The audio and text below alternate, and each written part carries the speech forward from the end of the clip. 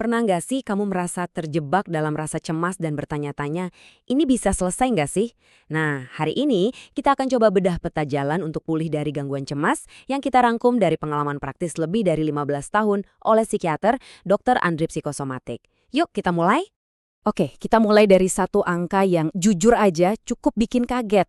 Sepertiga dari populasi dunia pernah mengalami gangguan cemas di satu titik dalam hidup mereka. Jadi kalau kamu merasa sendirian banget dalam perjuangan ini, coba ingat angka tadi. Kamu adalah bagian dari pengalaman yang sangat manusiawi dan sangat umum. Kamu nggak sendiri. Hal pertama yang harus kita luruskan bareng-bareng, cemas itu bukan soal kurang kuat atau lemah. Bukan. Ini adalah kondisi medis yang nyata. Sama nyatanya kayak diabetes atau tekanan darah tinggi. Banyak banget orang yang menunda cari bantuan karena mikir ini cuma masalah mentalitas. Padahal, tubuh dan pikiran kita itu lagi ngasih sinyal darurat bahwa ada sesuatu yang nggak seimbang. Ini lebih dari sekedar ses biasa ya. Bayangin deh, otak kita itu kayak komputer yang dipaksa ngejalanin program super berat, non-stop, tanpa istirahat. Lama-kelamaan sistemnya pasti melambat, nge-lag, dan akhirnya error. Nah, itulah yang terjadi saat kita cemas terus-menerus. Fungsi otak kita benar-benar berubah, dan itulah yang memicu gejala-gejala fisik dan psikologis yang nyata itu. Oke, jadi gimana cara kita memulai proses perbaikannya?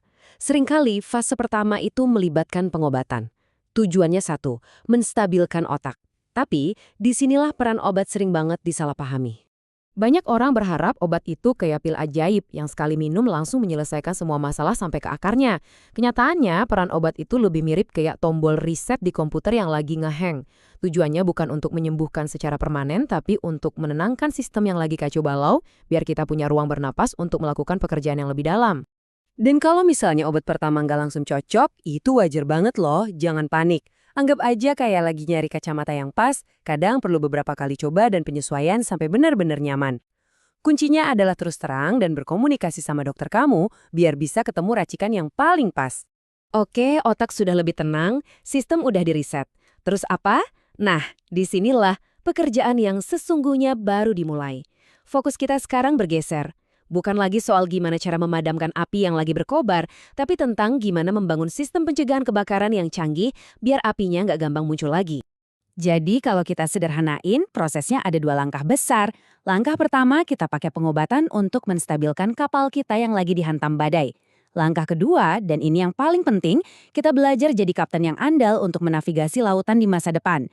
Langkah kedua ini sepenuhnya ada di tangan kita. Disinilah kita sampai ke inti masalahnya. Setelah faktor-faktor dari luar bisa kita atasi, seringkali sumber kecemasan yang paling bandel dan terus-terusan datang itu asalnya dari satu tempat. Ya, pikiran kita sendiri. Dan ini adalah ide kuncinya dari Dr. Andri. Kebanyakan masalah ansietas itu bersumber dari diri kita sendiri. Tunggu dulu. Ini bukan kalimat untuk menyalahkan diri ya. Justru sebaliknya, ini memberdayakan. Kenapa? Karena kalau sumbernya ada di dalam diri kita, itu artinya kita juga punya kekuatan untuk mengubahnya dari dalam.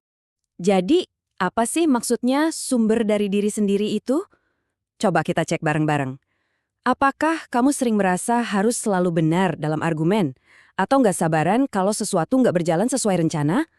Atau mungkin punya dorongan kuat untuk mengontrol orang lain atau situasi? Nah, pola-pola seperti inilah yang tanpa kita sadari jadi bensin yang terus menyalakan api kecemasan. Kalau sumber masalahnya adalah pola pikir kita yang udah otomatis, terus gimana cara memperbaikinya? Jawabannya bukan perbaikan kilat, melainkan dua pilar utama yang harus kita bangun pelan-pelan, kesabaran dan kesadaran. Mengubah pola pikir yang udah mendarah daging itu ibaratnya kayak mengurai benang kusut yang udah terbentuk bertahun-tahun. Nggak bisa ditarik paksa kan, malah bisa makin kenceng. Butuh waktu, butuh ketelatenan. Nah itulah gunanya fase stabilisasi di awal tadi. Untuk memberi kita ketenangan dan kejernihan pikiran buat fokus mengurai benang itu satu persatu. Sebagai panduan praktisnya, ada 3 kata kunci yang bisa jadi semacam mantra buat kita. Ikhlas, sabar, dan sadar. Ikhlas artinya kita menerima bahwa kondisi ini nyata, tanpa menghakimi diri sendiri. Sabar artinya kita paham bahwa perubahan itu butuh proses, nggak ada yang instan. Dan yang terpenting, sadar.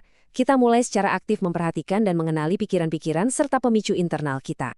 Jadi, mari kita tutup bahasan kali ini dengan satu pertanyaan untuk kamu renungkan. Berdasarkan prinsip sadar tadi, kira-kira Apa satu hal kecil yang bisa kamu amati dari pola pikirmu hari ini juga? Ingat, perubahan besar itu tidak terjadi dalam semalam, tapi ia selalu dimulai dari satu momen kesadaran kecil hari ini.